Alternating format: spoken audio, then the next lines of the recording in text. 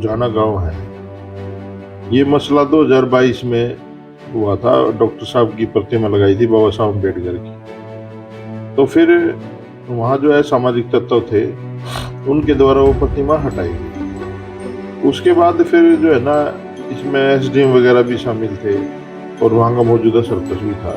और यहाँ पर एक मुकदमा भी दर्ज हुआ, लेकिन गांव में भाईचारा वो सारी चीजें प्रेशर आई तो उस सरपंच को मुकदमे से बाहर निकाल दिया गया, उनका नाम नहीं लिया गया उसमें। हालांकि लोगों को पता था, जैसे हमारे साथ वकील साहब बैठे, इन्होंने कहा था उस टाइम पे कि ये आदमी सही नहीं है, इसको छोड़ना ठीक नहीं है, लेकिन गांव का प्रेशर होता है, बहुत सारी चीजें होती हैं, लोगों ने वो बात मान ली।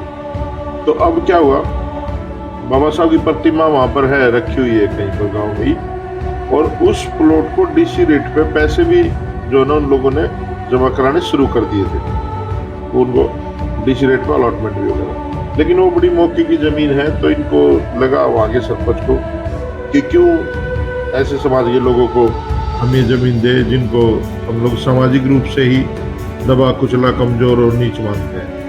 तो वो मसला हुआ, उन्होंने वहां पर पटवार खाना वगैरह बनाने का, पंचायत घर बनाने का प्रपोजल वो आप पास करवा। कैसा प्रदेश है या कैसा देश है, हमारे लोगों को उस व्यक्ति के लिए जमीन मांगनी पड़ रही है जिस आदमी के दिए हुए संविधान से ये डेमोक्रेसी स्थापित हुई, जिसके संविधान से प्रदेशों में सरकार, देश में सरकार बनी।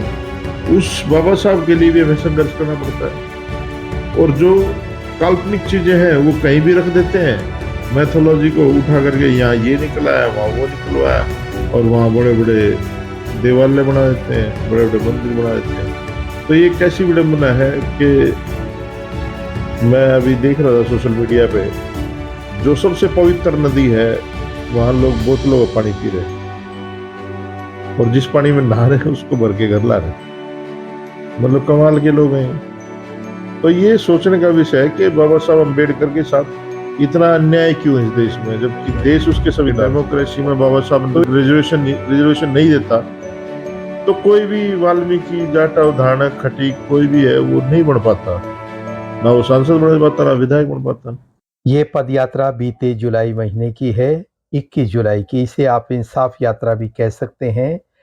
अंबाला के बलाना गांव से हालांकि इन्हें आगे नहीं जाने दिया गया, रोक दिया गया इन्हें, इनकी वापसी हो गई।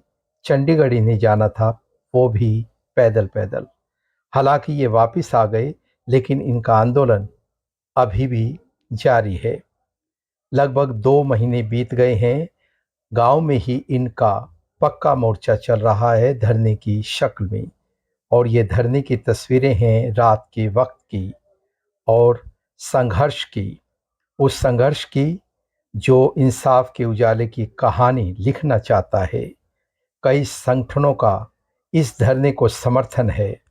साफ है, तारीख की तरह वक्त बदलेगा, और कोई तारीख जरूर है जब इन्हें इंसाफ जरूर मिलेगा। Mukesh Sodhi, news line Hindi.